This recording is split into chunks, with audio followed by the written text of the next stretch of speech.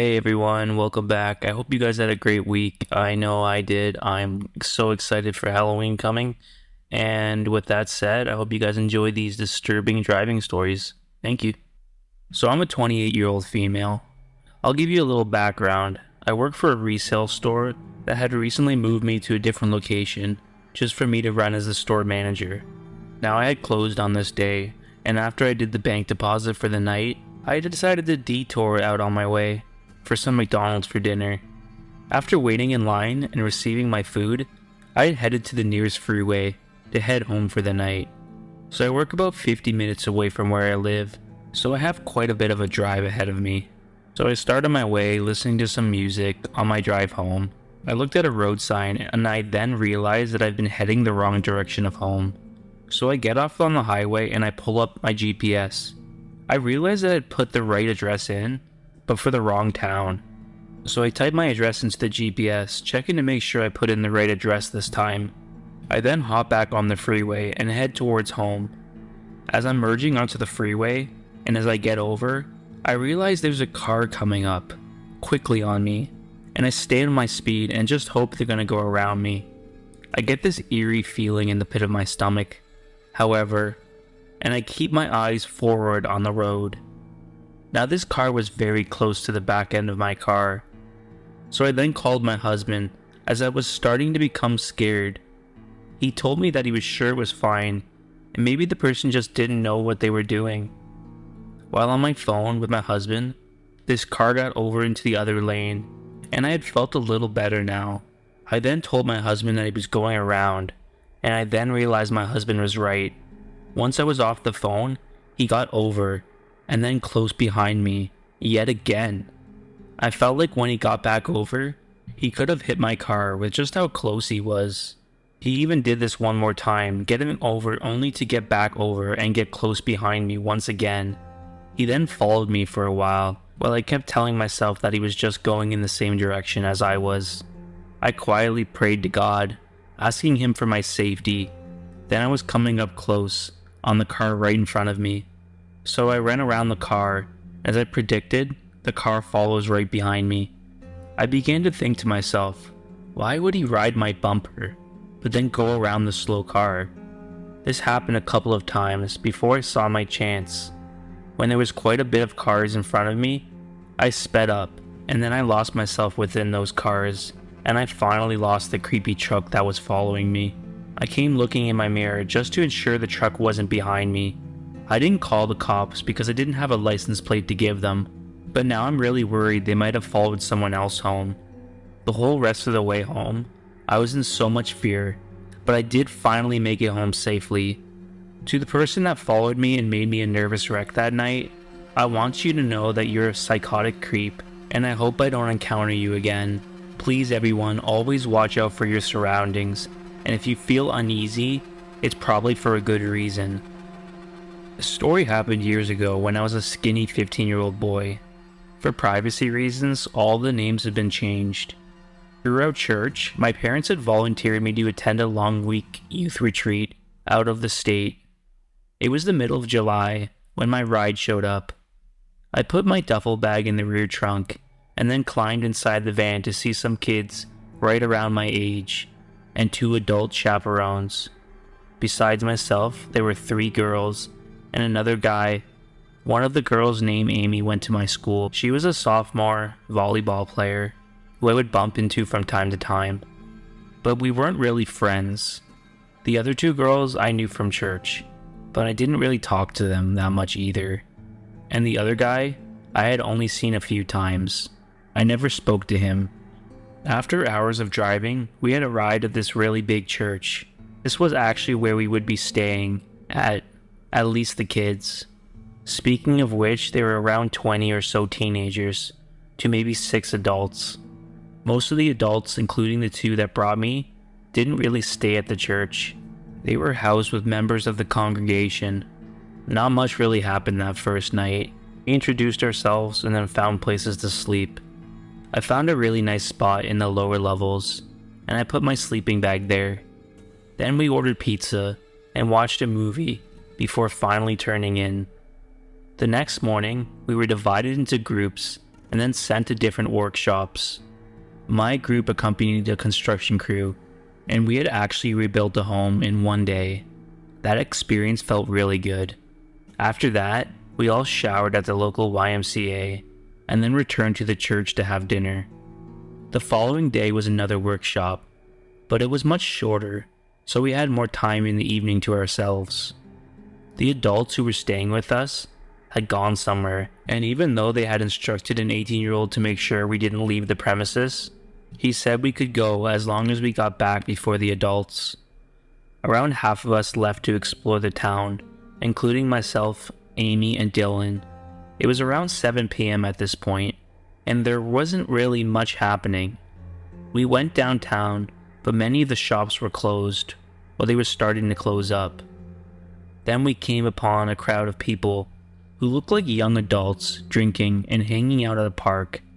That was slightly off the beaten path. I kind of had a bad feeling, but some of the older kids wanted to check it out, so reluctantly, I went along. It was really dark, and I couldn't make out a lot of the things, but people were mostly doing all sorts of things I didn't care for. Most of the people in our group dispersed, and I found myself alone with a bunch of strangers. They all looked high or stoned, and they didn't really say anything to me. It was starting to get boring, but thankfully our group began to reassemble to go back. I was still sitting with the strangers when Dylan then tapped me on the shoulder. I was so relieved, not knowing things are going to get much worse. As it turns out, Amy had hooked up with some guy, and he wanted to show her the town, but she didn't want to go alone, so she had asked me to tag along, since I was the only person she knew. I refused at first, and all of us pleaded for her to come back, but she said if I wasn't going, she would go alone, so I had to go. Thankfully, Dylan volunteered to come along as well. So Dylan and I found ourselves in the back of a pickup truck with some older guy who looked to be almost 30. We were literally in the bed with hardly anything to hold on to while speeding. I was holding on for dear life, and several times I actually felt like I was going to fall out. Up front was another guy driving, and then Romeo, and finally Amy sitting next to the passenger window. These three yokels were howling as they then recklessly drove us further and further away from anything we knew. Soon enough, the city lights disappeared, and we were now surrounded by woods and cornfields, going down dirt roads you could only imagine in horror movies. I could see the worry in Dylan's eyes, and I'm sure he saw the same in mine. I was sure at this point that these guys were going to bury us somewhere. Suddenly, we came to a stop near the edge of a vast cornfield. Music was blasting up front. I could see in there that there was a commotion, and I then heard Amy cry out for help. I was about to hop down and help her when the guy in the back grabbed my arm. I tried to pull away, but he was too strong. He had a smirk on his face, and he then pointed to which I then saw he had a gun in his pants. I was frozen with fear, and my heart totally sank. All three of myself, Dylan, and Amy were going to go missing, or so I thought. Despite all the noise and the truck violently shaking, all I could hear was my own heart beating loudly. At that moment, Amy managed to pry open the door, and then darted into the cornfield. I then heard Romeo say something like, "She bit me." That's when Dylan then pushed the guy holding my arm. He was sitting on the tailgate, and he had to let go of me to catch himself. We took this opportunity to hop off and run like the wind. I'm not really sure if he ran in the same direction as Amy, but Dylan was ahead of me. I could hear him rushing between the stalks of corn. Then the most terrifying thing ever happened in my life. I then heard the sounds of gunshots. I dropped down for a brief moment, unsure of what the hell to do. My legs went numb, and I wasn't even sure if I could move again. I didn't hear Dylan anymore, and I honestly thought that maybe he got shot. Then I heard voices, and I got up and ran, as hard as I could, right in the opposite direction. I don't remember if I ever stopped moving, just that I was either walking or wildly running, trying to put as much distance as possible between myself and those other guys. In fact, I don't recall if they were even following me anymore. I just kept going and going. I eventually found myself on a road, so I walked along the shoulder until I saw the house. I was so tired and thirsty at this point. I don't even remember if it was still night or morning. I think it must have been very early in the morning. I knocked on the house's door several times, but I never heard anything. But I kept knocking and knocking until I finally heard some voices, and then a man opened the door. I explained that I was lost, but for some reason, I didn't say anything about the three men. I was very young and naive at the time. I thought if I went into all the details, it would become a national story, and then my life would be turned upside down. I didn't need all that attention, so I just said I ran off and gotten lost. The police were called, and after many inquiries, I was finally reunited with my group. The most surprising thing, though, was that Dylan and Amy were already back at the church when I arrived. And get this, neither one of them had said a single thing about what really happened either. Of course my parents were called, and they came and got me, as did Dylan's and Amy's parents. The whole situation got really ugly, with a lot of people taking the heat. However, I heard most of the blame fell on the three of us, because the other kids had said we ran off without them. Needless to say, it was the most uncomfortable car ride home ever. I never did speak to Amy or Dylan about what happened to them. We hardly ever saw each other anymore, and when we did, it was just really awkward. Probably because it reminded us of things we just wanted to forget. Unfortunately, everything that happened to us is unforgettable.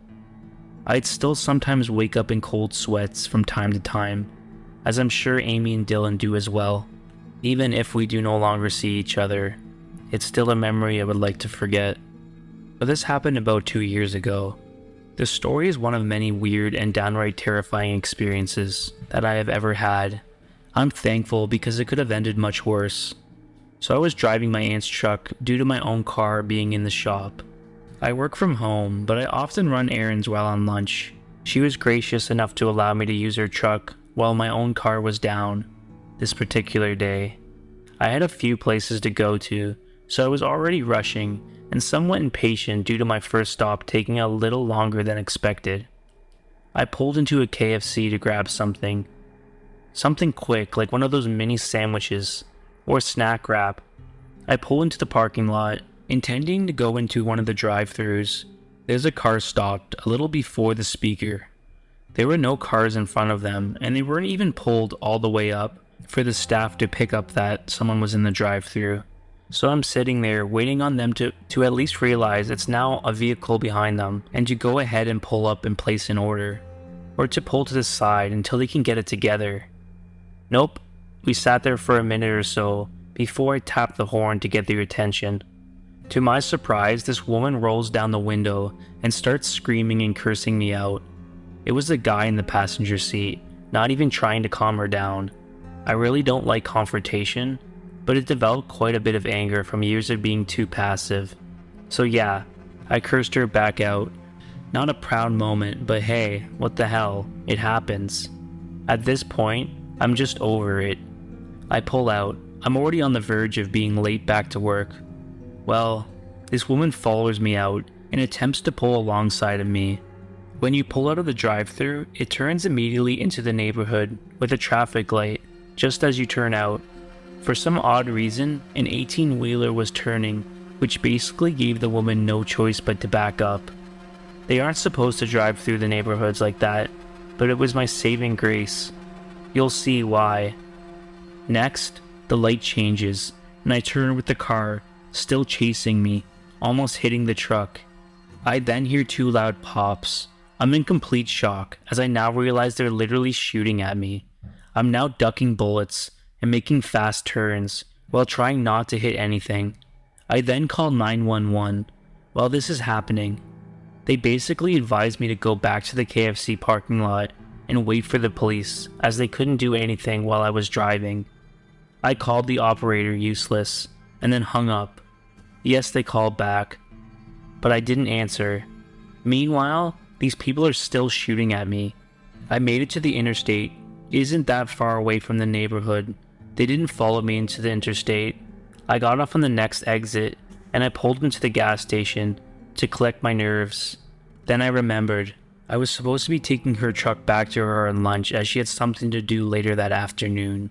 I head to her place thinking about how I managed to remain calm after all of this happened. I arrived at her place and get out of the car.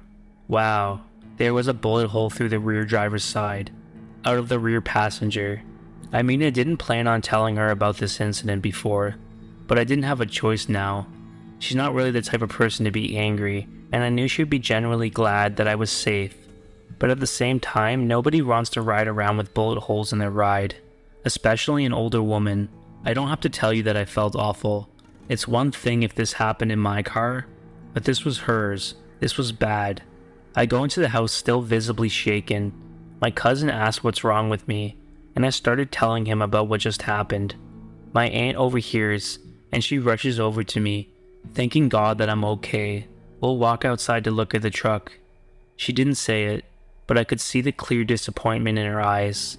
Hell, I couldn't believe what just happened myself. How can someone just fly off the handle like that, over tapping the horn at them? I told her the whole thing, and I offered to get it fixed.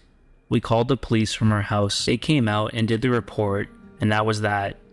A detective called a few weeks later, saying there were cameras by the KFC and all the traffic lights, and they would be following up. Well, it's been a couple of years, and there was never any follow-up. I didn't really expect anything further, honestly. The incident has made me more patient with people, on the road, and in general. You never know what people are going through, and just one little thing can set them off. I'm always very thankful for that truck driving through that neighborhood. If the woman had pulled alongside of me, they would have had a direct aim at me. I now know the reason to be slow to anger. Be safe, everyone. I want to thank you all for listening. I hope you guys enjoyed those stories, and if you did, please leave a like, comment, or subscribe. And if you have any stories you want me to narrate, I would love to narrate them. Links in the description below. And as always, stay depraved.